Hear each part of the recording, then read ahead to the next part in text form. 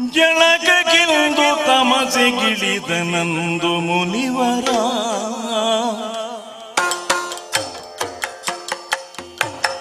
ಜಳಕಕ್ಕೆಂದು ತಮಸೆಗಿಳಿದನಂದು ಮುನಿವರ. ಪುಳಕಗೊಂಡ ಕೇಳುತ್ತಂದು ಪಕ್ಷಿಂಚರ. ಪುಳಕಗೊಂಡ ಕೇಳುತ್ತಂದು ಪಕ್ಷಿಂಚರ. ಪಕ್ಷಿಗಿಂಚರ ಪಕ್ಷಿಂಚರ.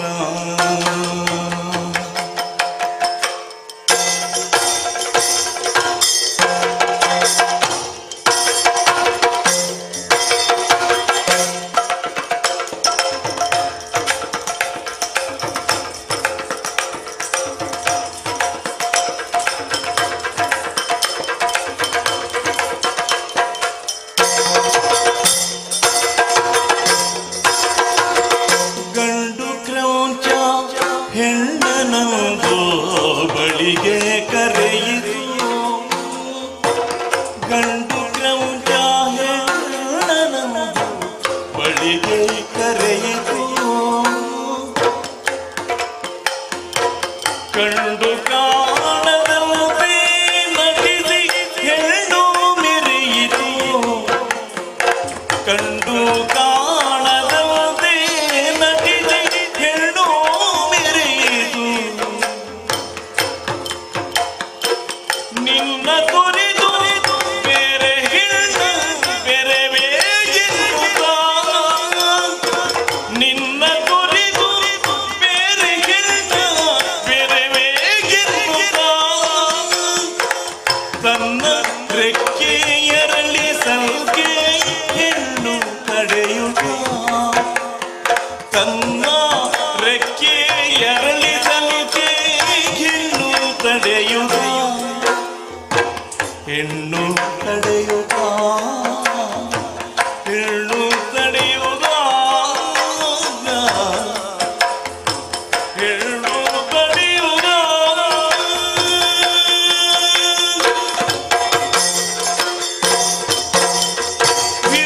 ವಿರಸವೇದಕೀಗ ಪ್ರಿಯನೇ ಅಲ್ಪ ವಿಷಯಕ್ಕೆ. ವಿರಸವೇದಕೀಗ ಪ್ರಿಯನೇ ಅಲ್ಪ ವಿಷಯಕ್ಕೆ. ಸರಸದಿಂದಲೀಗ ಬಾರಿ ಪ್ರಣಯದಾಟಕ್ಕೆ. ಸರಸದಿಂದಲೀಗ ಬಾರಿ ಪ್ರಣಯದಾಟಕ್ಕೆ. ಬಾರಿ ಪ್ರಣಯದಾಟಕ್ಕೆ. ಬಾರಿ ಪ್ರಣಯದಾಟಕ್ಕೆ. ಬಾರಿ ಪ್ರಣಯದಾಟಕ್ಕೆ.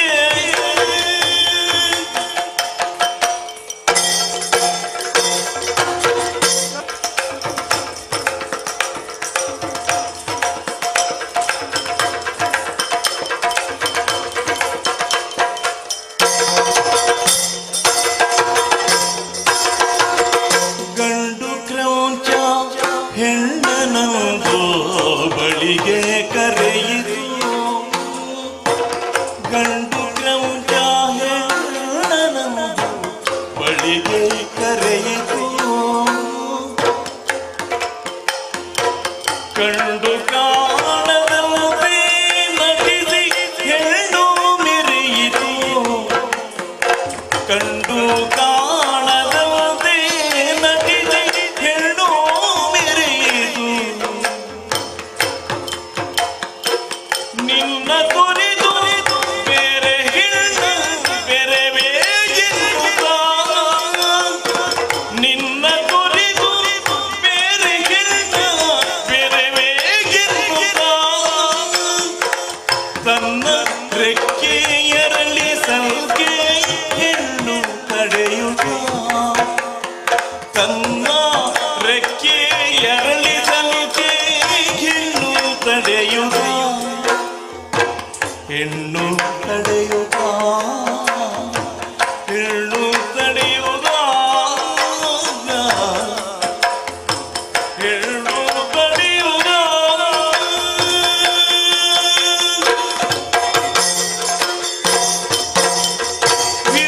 ವಿರಸವೇದಕೀಗ ಪ್ರಿಯನೇ ಅಲ್ಪ ವಿಷಯಕ್ಕೆ.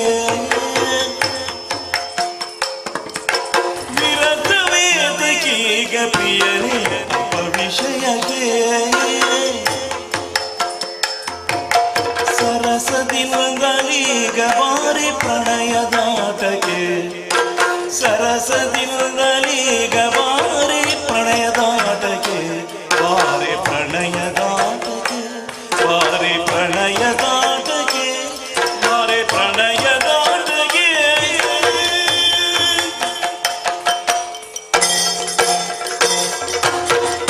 ಗಗಳಿಲು ರಮಿಸುತ್ತಿರಲು ಮುನಿಪ ದೂರದಿ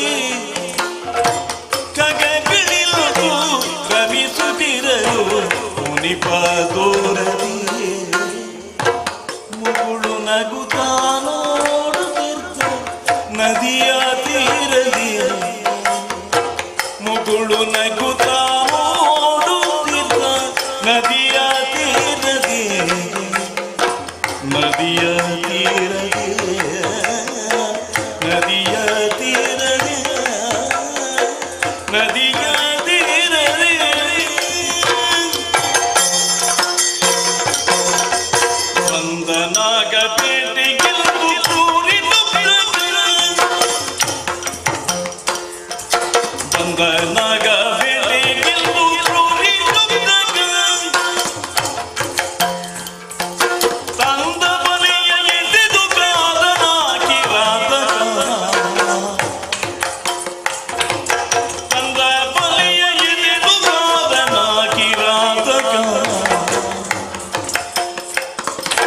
ದೂರದಲ್ಲಿ ಖಗಗಳಿರವ ಕಂಡು ದೋಷದಿ ದೂರದಲ್ಲಿ ಖಗಗಳಿರವ ಕಂಡು ದೋಷದಿ ಕಂಡು ದೋಷದಿ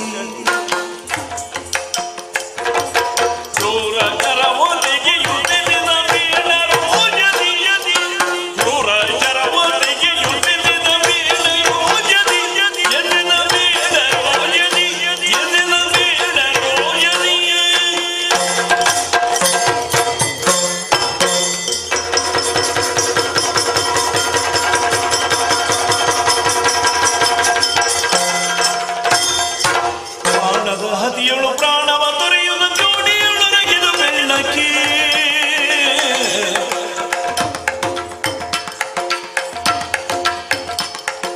ಕಾಣುದಲದ ಚಿತ್ಕರಿಸುವ ದುಃಖ ನಿಧಾನು ಇದು ಬೆಣ್ಣಳು ಉಕ್ಕಿ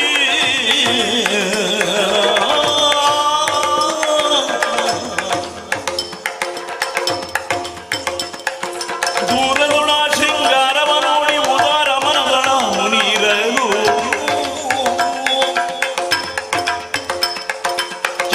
ಹಕ್ಕಿಯು ಹಾರಾಡುವುದರಲ್ಲಿ ಕ್ರೂರನಿಯಾದರೂ ಬಳಿ ಬರಲು ಕ್ರೂರನಿಯಾದನು ಬಳಿ ಬರಲು ಕ್ರೂರನಿಯಾದನು ಬಳಿ ಬರಲು ಕಣ್ಣಲ್ಲಿ ಕೆಂಗಿಡಿ ತೂಗಿದರೆ ಎಲೆ ಹೆಣ್ಣಿನ ದುರ್ಗದಿ ಕರೆದು ಕಣ್ಣಲ್ಲಿ ಕೆಂಗಿಡಿ ತೂಗಿದರೆ ಎಲೆ ಹೆಣ್ಣಿನ ದುರ್ಗದಿ ಕರೆದ ಬಣ್ಣಿದವರಿಯದ ಕರುಣೆಯ ತನ್ನನೆ ಮರೆತಿದ್ದರು ಯಾವು ತನ್ನನೆ ಮರೆತಿದ್ದರು ತನ್ನನೆ ಮರೆತಿದ್ದರು ಯಾವ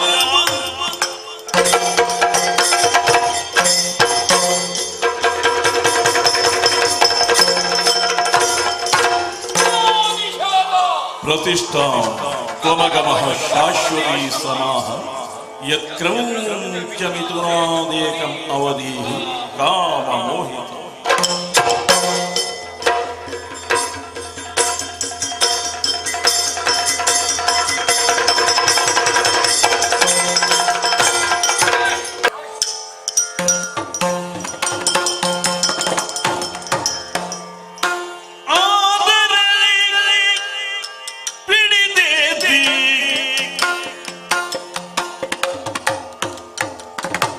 ಪೇಳಿದರು ಮೇದಿಗೆ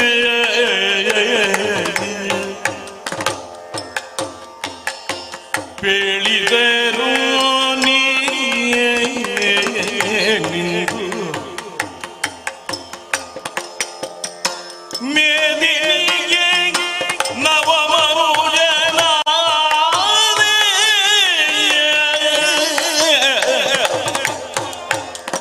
ಪೇಳಿದರು ನೀನಿಲ್ದು ಮೇದಿನಿಗೆ ನವಮನುಜನಾದೆ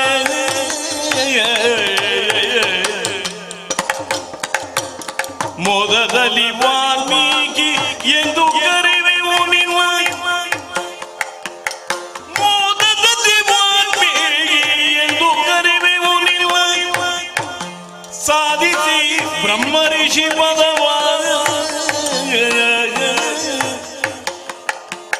ಸಾಧಿಸಿ ಬ್ರಹ್ಮರ್ಷಿ ಪದಭಂಗ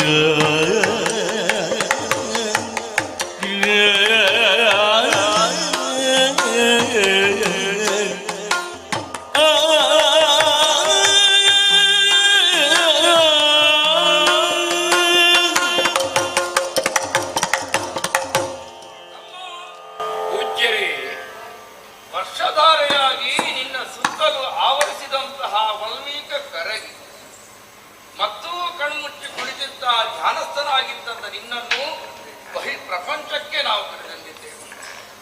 ನಿನ್ನೆರಡೂ ತೋಳುಗಳನ್ನು ಹಿಡಿದು ನಿಲ್ಲಿಸಿದ್ದೇವೆ. ಈ ನೆಲದಲ್ಲಿ ಚೈತನ್ಯ ಎನ್ನುವುದು ಅಂತರ್ಯಾಮಿ ಆಗಿದೆ ಎನ್ನುವುದನ್ನು ತೋರಿಕೊಟ್ಟದ್ದು ನೀ ಜಪಿಸುತ್ತಾ ಇದ್ದಂತಹ ತಾರಕ ಮಂತ್ರ. ಈ ಹಿಂದೆ ನಿನಗೆ ಯಾವ ಹೆಸರಿತ್ತು ಅದರ ಯೋಚನೆ ನಿನಗಿನ್ನು ಬೇಡ. ನಿನಗೊಂದು ಹೊಸ ಬೆಳಕಿನ ಪಥವನ್ನು ತೋರಿಕೊಟ್ಟವರು ನಾವು. ಯಾವುದನ್ನು ಅದು ತನಕ ನೀ ಅರಿವು ಅಂತ ತಿಳಿದುಕೊಂಡಿದ್ದೆವು, ಅದು ಅರಿವಲ್ಲ. ಅರಿವೆಯನ್ನಾಗಿಸಿ, ಅರಿವನ್ನೇ ಅರಿವೆಯನ್ನಾಗಿಸಿ, ಅನ್ನವಾಗಿಸಿ, ಹಸುವಾಗಿಸಿ, ಅಮೃತವಾಗಿಸಿ, ಆತ್ಮವಾಗಿಸಿ, ಅನಿತರವನ್ನು ಸಾಧಾರಣವಾಗಿಸಿ ನಿನ್ನ ಬಾಳ ಬಟ್ಟೆಗೆ ಹೊಸ ಮಂತ್ರಕ್ಕೆ ಆರಂಭಿಸಿಕೊಟ್ಟವರು ನಾವು. ಆದ್ದರಿಂದಲೇ ಕ್ಷಣದಿಂದ ನವ ಮನುಜ ನೀನಾದೆ. ನಾಳೆಯ ಬದುಕಿನ ಇರುಳಿನ ತಿರುವಿಗೆ ದೀಪವನ್ನಿಡುವಂತಹ, ಮಾನವ ಬದುಕಿನ ನೋವಿಗೆ ನಲಿವಿಗೆ ಧ್ವನಿಗೂಡಿಸುವಂತಹ ನಿನ್ನ ನಡೆಗೆ ನೀ ತೊಡಗಿಸಿಕೊಳ್ಳಬೇಕು. ಮಂಡ ಸಂಸ್ಕೃತಿಯ ನಿಲುವಿನಲ್ಲಿ ಹೊಸದೊಂದು ಚಿಗುರು ಟಿಸಿಲೊಡೆಯುವ ಹಾಗೆ ನಿನ್ನ ತೊಡಗಿಸಿಕೊಳ್ಳುವಿಕೆ ಇರಬೇಕು ಎನ್ನುವುದರಿಂದಲೇ, ಆ ಸಂಸ್ಕೃತಿಯಿಂದಲೇ ಹೊರಬಂದಂತಹ ನಿನಗೆ ಹೊಸ ನಾಮಕರಣವನ್ನೇ ಮಾಡುವುದಕ್ಕಿದ್ದೇವೆ. ವಾಲ್ಮೀಕದಿಂದ ಹೊರಬಂದ ಕಾರಣದಿಂದಲೇ ಇನ್ನು ಮುಂದಕ್ಕೆ ನೀ ವಾಲ್ಮೀಕಿ ಎನ್ನುವಂತ ಹೆಸರಿನಿಂದಲೇ ಖ್ಯಾತನಾಗು. ಅಷ್ಟು ಮಾತ್ರ ಸಾಲದು ತಮ್ಮ. ಇದು ತನಕದ ನಿನ್ನ ತಪಸ್ಸಿನಿಂದ ಸುತ್ತಲಿನ ಪ್ರದೇಶವೆಲ್ಲವೂ ಕೂಡ ಹೊಸ ಚಿಗುರಿನಿಂದ ಕಂಗೊಳಿಸಿದೆ. ಇದು ತನಕ ಈ ಕ್ಷೇತ್ರ ಧಾನ್ಯ ಶ್ರೀಮಂತವಾಗಿದೆ. ನಿನ್ನ ತಪಸ್ಸಿನ ಪ್ರಭಾವದಿಂದಲಾಗಿ ಇದು ಧ್ಯಾನ ಶ್ರೀಮಂತವಾಯಿತು. ಅಷ್ಟಕ್ಕೆ ನಿಲ್ಲಿಸದೆ ಜೀವನದಲ್ಲಿ ಹೊಸ ನಡೆಯ ತಪವನ್ನು ತೋರಿಕೊಡುವುದರೊಂದಿಗೆ ಸರ್ವರ ಸಮಸ್ತರ ಉದ್ಧಾರವನ್ನು ಬಯಸುವ ಎತ್ತರದ ನಿಲುವನ್ನು ಕಂಡುಕೊಳ್ಳುವುದು ಪ್ರಪಂಚ ಮೂಲಭೂತದ ಸತ್ಯದ ಆರಾಧನೆಯಿಂದ ಮಾತ್ರವೇ. ಜಗತ್ತಿನ ಮೂಲಭೂತವಾದ ಸತ್ಯಕ್ಕೆ ಬ್ರಹ್ಮ ಅಂತ ಹೆಸರು. ಆ ಪದವಿಯನ್ನು ಏರುವಂತಹ ಋಷಿ ನೀನಾಗಬೇಕು. ಬ್ರಹ್ಮ ಋಷಿ ಪದವಿಯನ್ನೇರುವಂತಹ ಎತ್ತರದಲ್ಲಿ ಎಲ್ಲರ ಹೃದಯವನ್ನು ಮನವನ್ನು ಬೆಳಗುವಂತಹ ನಡೆ ನಿನ್ನದಾಗಬೇಕು ತಮ್ಮ, ನಿನ್ನದಾಗಬೇಕು. ಧನ್ಯನಾದಿ ಮುನಿವರೇ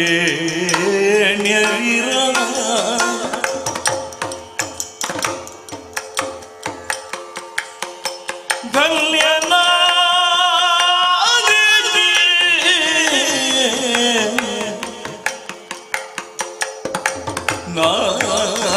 ಮುಂದೆ ಉನ್ನತದ ಪದವ ಪಡೆಯುವನೇ ನಾಮಿ ಉನ್ನತದ ಪದವ ಪಡೆಯುವನೇ ಮುನ್ನಿನಂತೆಯ ತಪವನ್ನೆಸಗುವೆನು ಎನ್ನುತ್ತ ಶಿರವನ್ನು ಬಾಗುತ್ತ ಮಣಿದನಂದೋ ಮುಂದಿನದು ತಪವನೆಸಗುವೆನು ಎನ್ನುತ್ತ ಶಿರವನ್ನು ಬಾಗುತ್ತ ಮಣಿದನು ಧನ್ಯನಾದ ಧನ್ಯೋ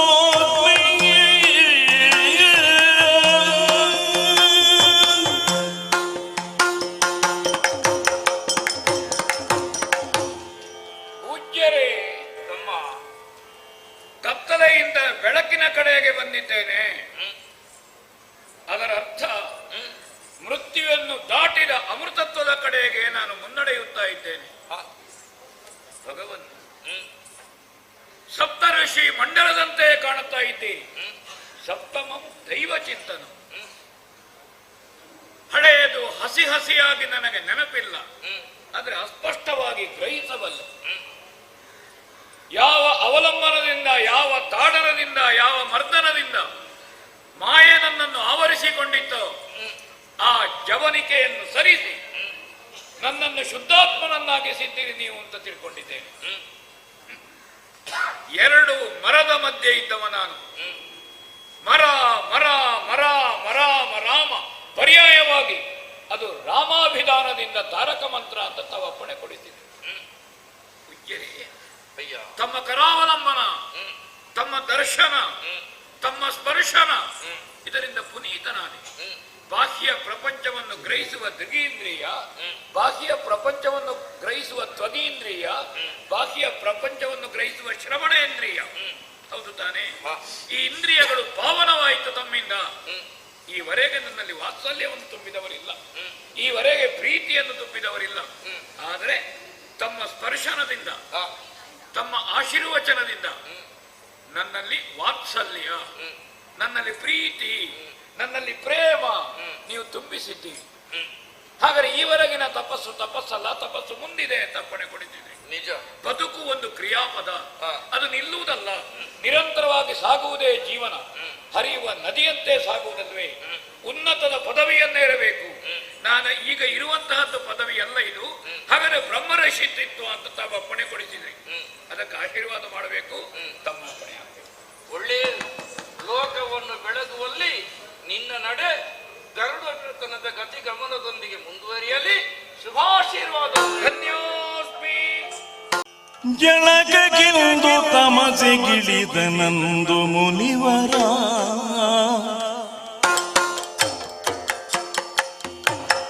ಜಳಕಕ್ಕೆಂದು ತಮಸೆಗಿಳಿದ ನಂದು ಮುನಿವರ, ಪುಳಕಗೊಂಡ ಕೇಳುತ್ತಂದು ಪಕ್ಷಿಂಚರ, ಪುಳಕಗೊಂಡ ಕೇಳುತ್ತಂದು ಪಕ್ಷಿಂಚರ, ಪಕ್ಷಿ ಕಿರುಚರ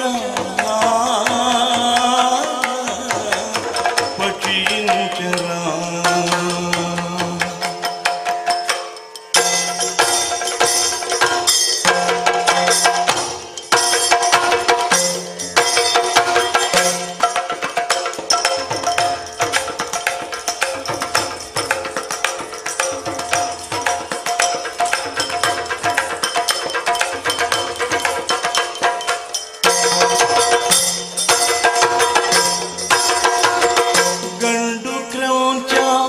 ಹೆಣ್ಣನಂದು ಬಳಿಗೆ ಕರೆಯಿತು,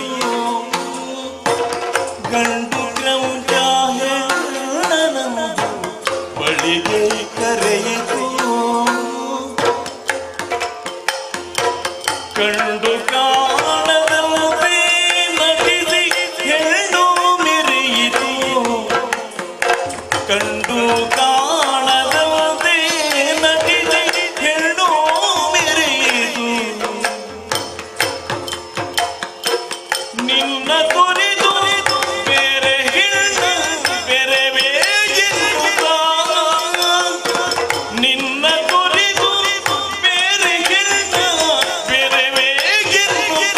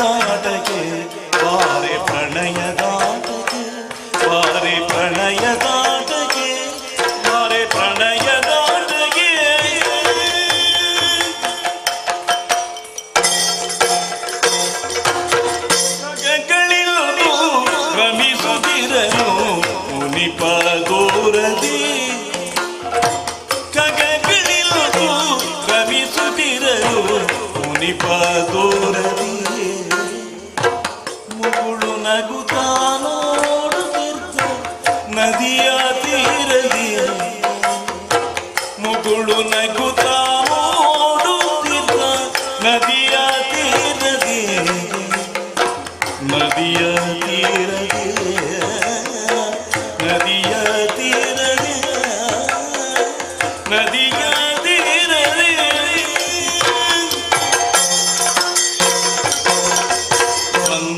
ಬಂದನಾಗಬೇಟೆಗೆಂದು ತೋರಿತು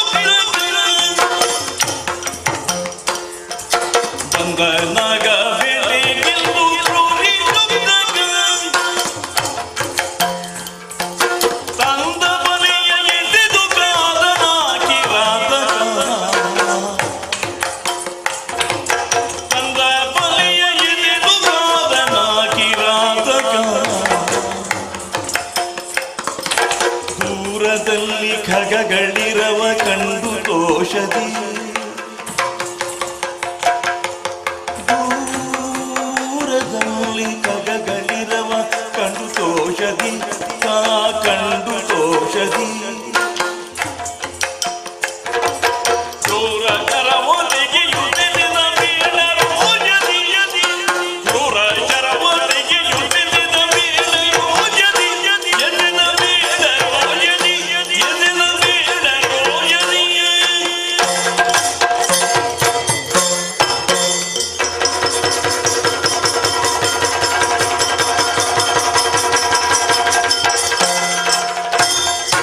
ಪ್ರಾಣದ ಹದಿಯಳು ಪ್ರಾಣವ ತೊರೆಯುವ ಜೋಡಿಯೊಳಗಿದು ಬೆಳ್ಳಕ್ಕಿ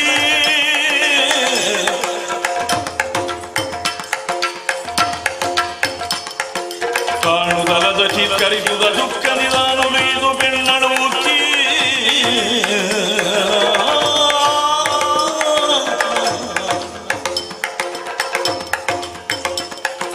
ದೂರದುಣ ಶೃಂಗಾರವ ನೋಡಿ ಉದಾರ ಮನದಳ ಮುನಿರಲು ಚೀರುದ ಹಕ್ಕಿಯು ಹಾರಾಡುವುದರಲ್ಲಿ ಕ್ರೂರನಿಯಾದರೂ ಬಳಿ ಬರಲು ಕ್ರೂರನಿಯಾದನು ಬಳಿ ಬರಲು ಕ್ರೂರನಿಯಾದನು ಬಳಿ ಬರಲು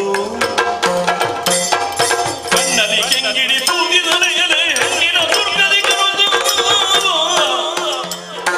ಕಣ್ಣಲ್ಲಿ ಕೆಂಗಿಡಿ ತೂಗಿದರೆ ಎಲೆ ಹೆಣ್ಣಿನ ದುರ್ಗದಿ ಕರೆದ ಬಣ್ಣಿದವರಿದ ಕರುಣೆಯ ಅವನಿ ತನ್ನನೆ ಮರೆತಿದ್ದರು ಯಾವ ತನ್ನನೆ ಮರೆತಿದ್ದರು ಯಾವ ತನ್ನನೆ ಮರೆತಿದ್ದರು ಯಾವ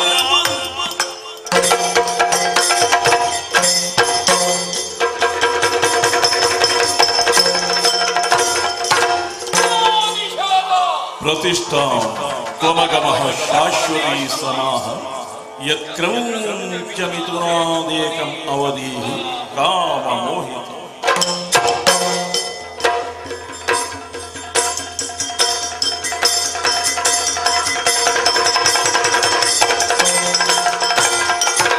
ವರ್ಣಕುಟಿ ಜಡೆ ಗೈರಿ ಮುನಿಪತಿ ತನ್ನ ಮನದಲ್ಲಿ ಮರುಗುತ್ತಿದ್ದನು ಬನ್ನವಿದ್ದೆನು ಬಣವ ಬೇಗಗೆ ಪರಿದೇಶ ಬದಲಿಗೆ ತನ್ನ ಮನದಲ್ಲಿ ಮರುಗುತ್ತಿದ್ದ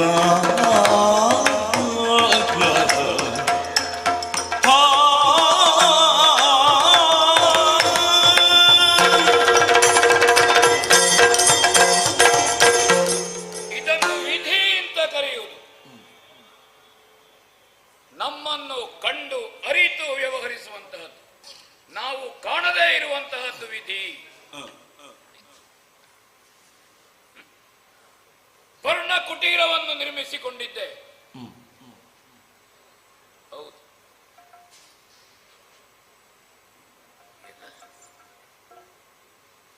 ಪ್ರಾತರ್ ಸಂಧ್ಯೆ, ಮಧ್ಯಾಹ್ನ ಸಂಧ್ಯೆ, ಸಾಯಂ ಸಂಧ್ಯೆ ಋಷಿಗಳನ್ನಕ್ಕಿದು ಭೂಷಣ ಅನುಷ್ಠಾನ. ಇದು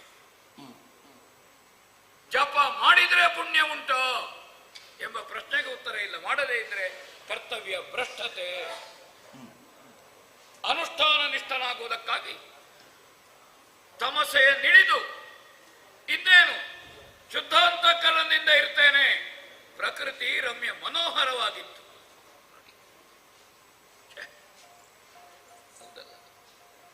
ಕ್ರೌಂಚ ಮಿಥುನ ಸ್ವಚ್ಛಂದವಾಗಿ ರಮಿಸುತ್ತಾ ಇತ್ತು.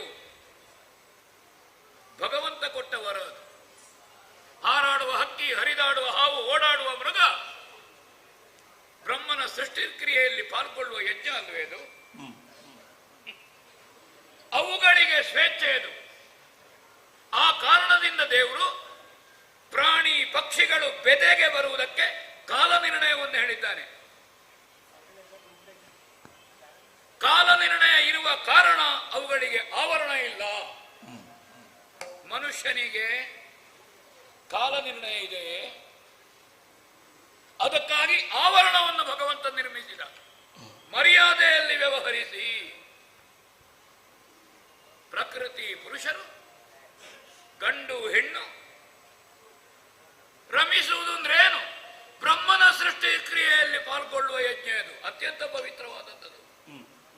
ಮತ್ತೊಂದು ಹುಟ್ಟಿಗದು ಕಾರಣವಲ್ಲವೇ? ಗಂಡು ಹೆಣ್ಣು ಅನಿಯೋಜ್ಯವಾಗಿ ಅಪ್ಪ ಅದನ್ನು ಕಂಡು ನಾನು ಸಂತೋಷವನ್ನು ಅನುಭವಿಸಿದೆ. ಕಾರಣ ಮತ್ತೇನು ಅಲ್ಲ. ಅನೇಕ ಕೊಲೆಗಳನ್ನು ಮಾಡುತ್ತಾ ಸಾಗಿದವ ಇವ ವೃಕ್ಷನಾಮಕ. ನನಗದು ಹೇಸಿಗೆ ಅಂತ ಅನ್ನಿಸಲಿಲ್ಲ, ನನಗದು ಪಾಪ ಅಂತ ಅನ್ನಿಸಲಿಲ್ಲ, ಆ ಪ್ರಜ್ಞೆಯೂ ಇರಲಿಲ್ಲ. ಆದರೆ ಇವತ್ತು ಅದನ್ನು ಕಂಡಾಕ್ಷಣವೇ ಅಂತಃಕರಣ ಕರಗಲಿಲ್ಲವೇ? ಕ್ರೂರನಾದಂತಹ ಬೇಡನ ಎಸುಗೆ ಜೀವೋ ಜೀವಸ್ಯ ಜೀವನಂ ತಪ್ಪಲ್ಲದು. ಎಲ್ಲಿಯವರೆಗೆ ಅದು? ಮತ್ಸ್ಯವನ್ನು ತಿಂದು ಮಂಡೂಕವನ್ನು ತಿಂದು ನೀರೊಳ್ಳೆ ತಿಂದು ಹಕ್ಕಿಯನ್ನು ಹೊಡೆದು ಬೇಟೆಗಾರ. ಆದರೆ ಬೇಟೆಗೂ ಒಂದು ಧರ್ಮ ಇದೆ. ಮೈಥುನ ಸ್ಥಿತಿಯಲ್ಲಿರುವ ಯಾವ ಪ್ರಾಣಿಯ ಮೇಲೆಯೂ ಹಲ್ಲೆ ಕೂಡದು. ಇದು ಬೇಟೆಯ ಧರ್ಮ ಅಲ್ಲ. ಸಿಟ್ಟುಕೊಂಡೆ ನಾನು. ಎಲೈ ಬೇಡನೆ ಬಹುಕಾಲ ಬದುಕದಿರು. ಬಾಣದ ಆಘಾತದಿಂದ ಗಂಡು ಸತ್ರೆ ಹೆಣ್ಣು ವಿಲವಿಲನೆ ಒದ್ದಾಡಿ ಹೋಯ್ತಲ್ಲ. ಹಾಗಾದ್ರೆ ಶಾಪಗಳು ಅರ್ಹತೆ ಉಂಟ ವಾಲ್ಮೀಕಿಗೆ? ಜನ್ಮನೆ ಜಾಯತೆ ಜಂತು ಕರ್ಮಣೆ ಜಾಯತೆ ದ್ವಿಜ. ಕರ್ಮ ಅಂದ್ರೆ ಯಾವುದೋ ಕರ್ಮ ಅಂತಲ್ಲ, ಅದು ಸತ್ಕರ್ಮ. ಈ ಅರ್ಹತೆಯಿಂದ ಶಪಿಸಿದೆ. ಕಾವ್ಯವಾಗಿ ಬಂತು, ಶೋಕ ಶ್ಲೋಕವಾಗಿ ಬಂತು. ಆದರೆ ಕೊಲೆಯನ್ನು ನಿಲ್ಲಿಸಿದ್ದೇನೆ. ನನ್ನ ಶಾಪವಾಕ್ಯ ಕೊಂದದ್ದು ಸುಳ್ಳಲ್ಲವಲ್ಲ ಬೇಡ. ನಾನು ಮನಸ್ಸಿನಲ್ಲಿ ಏನೋ ಒಂದು ಗೊಂದಲ, ಒಂದು ಆತಂಕ. ಯಾಕೆ ಬಂತಿದ್ದು, ಯಾಕೆ ನಡೆಯುತ್ತಿದ್ದು ಅರ್ಥ ಆಗುವುದಿಲ್ಲ. ವಿಧಿ ಅಂತ ನಾ ಹೇಳಿದ್ದದಕ್ಕೆ ನಮ್ಮನ್ನು ಕಂಡು ಅರಿತು ನಾವು ಕಾಣದೇ ಇರುವಂತಹದ್ದು ಭಗವಂತ. ಮನಸ್ಸಿನ ಭಾವಗಳು ಅಕ್ಷರವಾಗಿ ಅನಿಯೋಜ್ಯವಾಗಿ ಜೋಡಿಸಲ್ಪಟ್ಟು ಅದು ಶಬ್ದವಾಗಿ ವಾಕ್ಯವಾಗಿ ಹೊರ ಹೊರಡಿತು. ಯಾಕೆ ಬಂತು? ಎಲ್ಲ ಪ್ರಾಣಿಗಳಿಗೆ ನಾಲಿಗೆ ಎನ್ನುವಂತಹದ್ದು ರಸನೇಂದ್ರಿಯ. ರುಚಿಯನ್ನು ತಿಳಿಯುವುದಕ್ಕೆ ಮನುಷ್ಯನಿಗೆ ಸರಸ್ವತಿ ದೇವಿ ನರ್ತಿಸುವಂತಹ ನರ್ತನ ಮಂಟಪ. ಹಾಗಾದ್ರೆ ಆ ತಾಯಿಗೆ ಪಿತೃಸ್ಥಾನದಲ್ಲಿ ಯಾರು? ಅವ ಬ್ರಹ್ಮ. ಪ್ರತಿಯೊಂದನ್ನು ಸೃಷ್ಟಿಸುವ ಶಬ್ದವನ್ನು ಓದು, ಅಕ್ಷರವನ್ನು ಓದು, ವಾಕ್ಯವನ್ನು ಓದು, ವ್ಯಾಕರಣವನ್ನು ಓದು. ಬ್ರಹ್ಮದೇವರೇ, ಯಾಕೆ ನನ್ನಿಂದ ಈ ಬ್ರಹ್ಮಋಷಿ ಪದವಿಯನ್ನು ಏರಿದ ವಾಲ್ಮೀಕಿಯಿಂದ ಯಾಕೆ ಬಂತಿದ್ದು ಅಂತ ನನಗೆ ಇನ್ನೂ ಅರ್ಥವಾಗಲಿಲ್ಲ. ಜಯ ಜಯ ಜಯ ಜಯ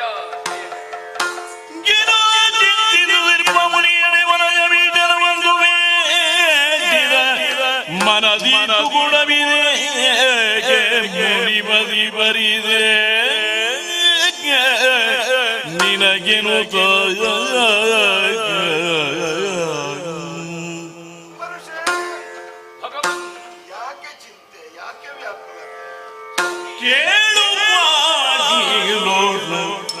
ವ್ಯಾಧನ ಕೃತ್ಯ ತಾಳದರೆ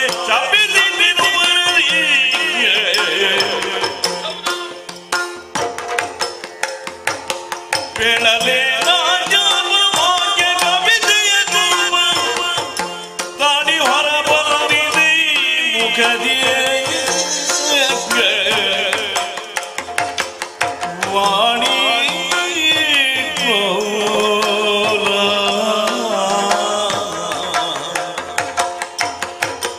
ಬ್ರಹ್ಮದೇವ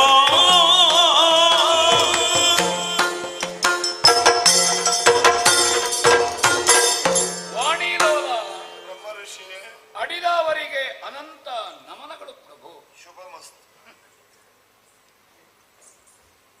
ಮಾತಿನ ಅರ್ಥವೇ ಗೊತ್ತಿರಲಿಲ್ಲ. ಹ್ಮ್ ಒಂದೇ ಹೊಡೆಯುವುದು, ಕಡಿಯುವುದು, ಬಡಿಯುವುದು. ಹ, ನನ್ನಲ್ಲಿ ಪಾಪ ಪ್ರಜ್ಞೆಯನ್ನು ಎಚ್ಚರಿಸಿದವರು ಸಪ್ತಋಷಿಗಳು. ಹ, ಹ. ಅವಾಗ ಗೊತ್ತದ್ದು ಪುಣ್ಯ ಅಂತ ಮತ್ತೊಂದಿದೆ ಅಂತ. ಹ್ಮ್ ಅಂತರ್ಮುಖಿಯಾಗಿಸಿದರು. ಹ್ಮ್ ಎರಡು ಅಕ್ಷರವನ್ನು ಹೇಳಲಿಕ್ಕೆ ಆಗಲಿಲ್ಲ. ಹ್ಮ್ ರಾಮ ಅಂತ ಹೇಳಲಿಕ್ಕೆ ಆಗ್ಲಿಲ್ಲ, ಮರ ಅಂತ ಹೇಳಲಿಕ್ಕೆ ಆಗ್ತಿತ್ತು. ಯಾಕೆಂದ್ರೆ ನಾವು ಕಡಿಯುತ್ತಿದ್ದವು, ಅದರ ಜೊತೆಗೆ ನಮ್ಮ ಬದುಕಿದ್ದದ್ದು. ಅದನ್ನೇ ನಿರಂತರವಾಗಿ ಹೇಳಿದ ಕಾರಣ ಪರ್ಯಾಯವಾಗಿ ಅದು ತಾರಕ ಮಂತ್ರವಾಯಿತು ಸ್ವಾಮಿ. ಹ, ಸಾವಿರ ಸಾವಿರ ವರ್ಷ ಕಳೆಯಿತು, ನನ್ನನ್ನು ಬಹಿರ್ಮುಖಗೊಳಿಸಿದ್ರು. ಬ್ರಹ್ಮಋಷಿ ಪದವಿಗೇರಿದೆ. ಭರದ್ವಾಜಾದಿ ಶಿಷ್ಯಂದಿರನ್ನು ಒಡಗೂಡಿಕೊಂಡು ತಮಸೆಯ ಬದಿಯಲ್ಲಿ ಆಶ್ರಮ ನಿರ್ಮಾಣ ಮಾಡಿದೆ. ಪ್ರಭು ಓ, ಅನುಷ್ಠಾನಕ್ಕೆ ಅಂತ ತಮಸ್ಸೆಗೆ ಬಂದ್ರೆ ಕ್ರೌಂಚ ಮಿಥುನವನ್ನು ಕಂಡೆ. ಓಹ್, ಒಬ್ಬನೊಬ್ಬ ಬೇಡ, ಬಾಣದಿಂದ ಹೊಡೆಯುವಾಗ ಗಂಡು ಬಿದ್ದು ಸತ್ತೋಯಿತು, ಹೆಣ್ಣು ವಿಲವಿಲ ಅಂತ ಒದ್ದಾಡಿತು. ಆ ಮೂಕ ಪ್ರಾಣಿಯಲ್ಲಿ ಪಕ್ಷಿಯಲ್ಲಿ ಭಾವವನ್ನು ಕಂಡೆ. ಭಾವವನ್ನು ಬಿಟ್ಟು ಬದುಕಿಲ್ಲವಲ್ಲ ಇವರಿಗೆ. ಹ, ಒಂದು ಮಾತು ಬಂದು ಹೋಯಿತು. ಮಾ ನಿಷಾದ ಪ್ರತಿಷ್ಠಾಂ ತ್ವಮಗಮ ಶಾಶ್ವತೀ ಸಮ ಯತ್ ಕ್ರೌಂಚ ಮಿಥುನಾದೇಕಮವಧಿ ಕಾಮ ಮೋಹಿತಂ. ಕೊಲೆಯನ್ನೇ ಮಾಡುತ್ತಿದ್ದವ. ಅರೆ ಇವತ್ತು ನನ್ನ ವಾಕ್ಯದಲ್ಲಿ ಬಹುಕಾಲ ಬದುಕದಿರು ಅಂತ ಹೇಳಿದೆ ನಾನು. ತಾವು ಬರುವ ಮೊದಲೇ ಸತ್ತೋದ. ಹ. ಛೇ, ಒಂದು ಶ್ಲೋಕ, ಒಂದು ಕಾವ್ಯ ಈ ರೀತಿಯಾಗಿ ಶಾಪಮಾತಿಯಾಗಿ ಮೊದಲು ಹೊಮ್ಮಿತಲ್ಲ. ನಾ ಮೊದಲು ತೊಡಗಿದ್ದದು, ನಾ ಮೊದಲು ಆಡಿದ್ದದು, ಅದುವೇ ಆಯ್ತಲ್ವಾ? ಛೇ, ಯಾಕಾಯ್ತು? ಹಗರಿನಲ್ಲಿ ಪಾಪ ತೊಡೆದು ಹೋಗ್ಲಿಲ್ವೇ? ಹೀಗೆ ಅವಗತ ನೆನಪಾಯ್ತು. ಯಾಕಾಯ್ತು? ಇದರಿಂದ ಏನಾಗುವುದಕ್ಕಿದೆ ಒಂದು ನನಗೆ ಅರ್ಥ ಆಗ್ಲಿಲ್ಲ. ಆ ಕಾರಣದಿಂದ ತಾವು ಮರುಗಡೆ ಗಿರಗಿರಿತ್ತ ಶಾಪವು ಬೇಡ ನಿರವ ಬಾಧಿಸದು ದಿಢವಾಗಿಯೇ ವಿರಚಿಸಿ ನವ ಕಾವ್ಯ ಶಾಪ ಶೋಕನದೇರಲಿ ಕರುಣಿಪಣು ವಾಣಿ ಸಿದ್ಧಿಯನು ಮರುಗನೆ ಗಿರಗೆ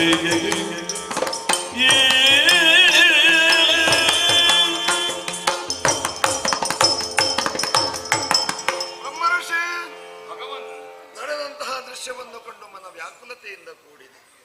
ಯಾಕೆ ಹೀಗಾಯಿತು? ನನ್ನಲ್ಲಿರುವ ಬೇಡತ್ವ ಇನ್ನೂ ನನ್ನಿಂದ ದೂರವಾಗ್ಲಿಲ್ವೇ ಅನ್ನೋ ಹಾಗೆ ಜಿಜ್ಞಾಸೆ. ಮತ್ತೊಂದು ಪ್ರಾಣಿಯಂತವ ಮನುಷ್ಯನದ್ದು ಬದುಕನ್ನು ಕಸಿಯುವ ಹಕ್ಕು ನಮಗಿಲ್ಲವಲ್ಲ. ಹೀಗೆ ಆಗಬೇಕೆಂಬುದಾಗಿ ನಮ್ಮ ಸಂಕಲ್ಪ ಇದ್ರೆ ಅದನ್ನು ಮೀರುವುದಕ್ಕೆ ಸಾಧ್ಯವೋ? ನಮ್ಮ ಸಂಕಲ್ಪ ಇದು. ಬೇಡನನ್ನು ಶಪಿಸಿ ನಾನು ಕೊಂದೆ, ಕೇವಲ ಅವನ ಮರಣಕ್ಕೆ ನೀನು ನೆಪ ಮಾತ್ರ. ಅವನಿಗೆ ಆಯುಷ್ಯವನ್ನು ಬರೆದವ ನಾನು.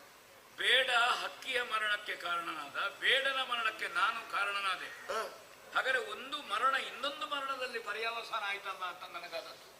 ಹೀಗೆ ಆಗಬೇಕನ್ನುವ ಹಾಗೆ ನಮ್ಮ ಸಂಕಲ್ಪವಿತ್ತು. ಮಾತ್ರವಲ್ಲದೆ ಯಾರೇ ಆದರೂ ಶಾಪ ಕೊಡುವಾಗ ಕಾವ್ಯ ರೂಪದಲ್ಲಿ ಶಾಪ ಕೊಡ್ತಾರೆ. ಅದು ಅವಸರದಲ್ಲಿ ಬರುವ ಮಾತುಗಳು, ಗ್ರಹಿಸಿ ಮಾಡುವಂತಹದ್ದಲ್ಲ. ಹಾಗಿದ್ರೆ ಕಾವ್ಯ ರೂಪದಲ್ಲಿ ಯಾಕೆ ಬಂತು? ಕಾವ್ಯ ರಚನೆ ನಿನ್ನಿಂದ ಆಗಬೇಕಾದುದರಿಂದಲೇ ಕಾವ್ಯ ರೂಪವಾಗಿ ನಿನ್ನ ಬಾಯಲ್ಲಿ ಶಾಪ ಬಂತು. ಓಹೋ, ಇದು ಭವಿಷ್ಯದ ಲಕ್ಷ್ಯ. ಹೌದು, ನನ್ನ ರಸಿಯಾದಂತಹ ವಾಣಿಗೆ ಮನದಲ್ಲಿ ಆಶೆ ಇತ್ತು. ಆದಿ ಕವಿಯೋರ್ವನನ್ನು ಸೃಜಿಸಿಕೊಡಬೇಕು. ಹೀಗೆ ಯೋಚಿಸಿದಾಗ ನಿನ್ನ ಬಾಯಿಯಿಂದ ಬಂದಂತಹ ಈ ಛಂದಸ್ಸು, ಆ ಕಾವ್ಯ ಅನುಷ್ಟಪ್ ಛಂದಸ್ಸಿನಿಂದ ಕೂಡಿದೆ. ಅದರಿಂದಲೇ ನೀನು ಕಾವ್ಯವನ್ನು ರಚಿಸಬೇಕು. ನಾರದರಿಂದಲೇ ಮೊದಲೇ ನಿನಗೆ ಉಪದೇಶವಾಗಿದೆ. ಬ್ರಹ್ಮಋಷಿ ಅಂತ ನನ್ನನ್ನು ಹೇಳುವುದಕ್ಕೆ ಬಂದಂತಹ ನಾರದರು ಪುತ್ರಕಾಮೇಷ್ಟಿಯಿಂದ ತೊಡಗಿ ರಾವಣಾದಿಗಳ ವಧೆಯ ತನಕ ರಾಮನ ವ್ಯಕ್ತಿತ್ವದ ಅಯನವನ್ನು ಸಂಕ್ಷೇಪವಾಗಿ ನನಗೆ ಉಪದೇಶ ಮಾಡಿದ್ದಾರೆ. ಅಲ್ವಾ? ಅದನ್ನೇ ಆಲೋಚನೆ ಮಾಡುತ್ತಾ ಇದ್ದೆ ನಾನು. ಆದ್ದರಿಂದ ಅನುಷ್ಟಪ್ ಛಂದಸ್ಸಿನಿಂದ ಕಾವ್ಯವನ್ನು ನೀನು ರಚಿಸಬೇಕು. ಮಹಾಗ್ರಂಥ ರಾಮಾಯಣ ಮಹಾಗ್ರಂಥವನ್ನು ನೀನು ರಚನೆ ಮಾಡಬೇಕು. ಸ್ವಾಮಿ, ಓ ಒಂದು ಗ್ರಂಥ ಬರೆಯುವುದು ಅಂದ್ರೆ ಅಷ್ಟು ಸುಲಭವ? ಏನು? ನಾಯಕ ಬೇಕು, ಪ್ರತಿನಾಯಕ ಬೇಕು, ಪೋಷಕ ಬೇಕು, ಎಲ್ಲ ಬೇಡೋ ಸ್ವಾಮಿ. ಅದೆಲ್ಲವನ್ನ ತರುವುದು ನಾನು. ನಾರದರು ಹೇಳಿದ್ದು ನನಗೆ ಗುಣವಂತನಾದ, ವೀರ್ಯವಂತನಾದ, ಪರಾಕ್ರಮಿಯಾದ, ಸತ್ಯ, ನ್ಯಾಯ, ನೀತಿ, ಧರ್ಮ, ಹೀಗೆ 16 ಗುಣಗಳುಳ್ಳಂತಹ ವ್ಯಕ್ತಿ ಯಾರು ಅಂತ ಕೇಳಿದ್ರೆ ರಾಮ. ಕೋಸ್ಮಿನ್ ಲೋಕೆ ಗುಣವಾನ್ ಕಷ್ಟವೀರ್ಯವಾನ್ ಕೇಳಿದವ ನಾನು. ಅವನನ್ನು ಒಬ್ಬರನ್ನೇ ಹಿಡ್ಕೊಂಡು ಆಗ್ತದ ಸ್ವಾಮಿ? ಎಲ್ಲವನ್ನೂ ಕಾಲ ಕಾಲಕ್ಕೆ ವಾಣಿ ದೇವಿ ನಿನಗೆ ಅನುಗ್ರಹಿಸುತ್ತಾಳೆ. ಆ ಸರಸ್ವತಿ ದೇವಿಯ ಅನುಗ್ರಹದಿಂದ ರಾಮಾಯಣ ನನಗೆ ಸಿದ್ಧಿ ಆಗುತ್ತದೆ. ನಾನು ರಾಮಾಯಣ ಕಾವ್ಯವನ್ನು ತೊಡಗಬೇಕು. ಹೌದು ತಾನೇ? ವಿಘ್ನೇಶ್ವರನನ್ನು ಧ್ಯಾನಿಸಿ ಬರೆಯುವುದಕ್ಕೆ ಪ್ರಾರಂಭಿಸಿ. ಸರಸ್ವತಿ ದೇವಿಯ ಹಿಂದೆ ನೀವಿದ್ದೀರಲ್ವ? ಖಂಡಿತ ನಾನಿದ್ದೇನೆ. ನಾವು ಮುಂದೆ ಹೋಗಬಹುದಲ್ವ? ಖಂಡಿತ.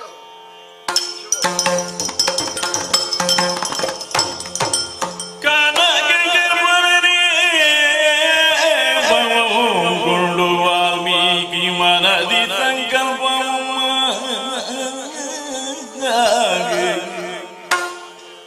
ಘನಕಾವ್ಯ ರಚನಿಕಾರ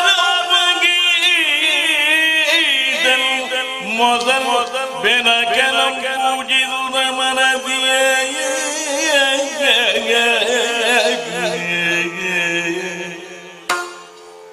ಶ್ರೀ ವಿನಾಯಕನೇ ಸಿದ್ಧಿ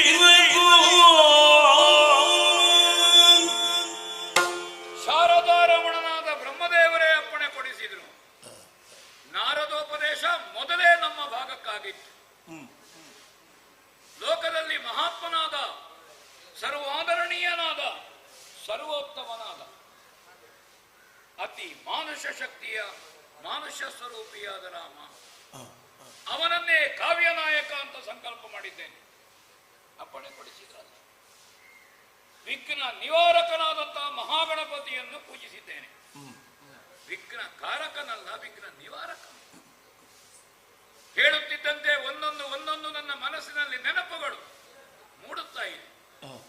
ಒಬ್ಬಾತ ಮಹಾನಾಯಕ, ಆ ನಾಯಕನಿಗೊಬ್ಬ ನಾಯಕಿ ಬೇಕು, ಒಬ್ಬ ಪ್ರತಿನಾಯಕ ಬೇಕು, ಒಬ್ಬ ಪೋಷಕ ಬೇಕು, ಎಲ್ಲ ರಸಭಾವಗಳು ಬೇಕು.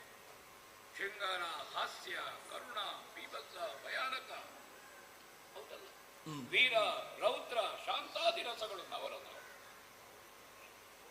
ಆ ಶ್ರೀರಾಮಚಂದ್ರಮನನ್ನೇ ಮನಸ್ಸಿನಲ್ಲಿ ಸಂಕಲ್ಪಿ ರಾಮಾಯಣ ಎಂಬಂತಹ ಮಹಾಕಾವ್ಯವನ್ನು ಈ ಶುಭ ಮುಹೂರ್ತದಲ್ಲಿ ತಿಥಿ, ವಾರ, ನಕ್ಷತ್ರ, ಯೋಗ, ಕರ್ಣವನ್ನು ಕಂಡು ತೊಡಗುತ್ತೇನೆ.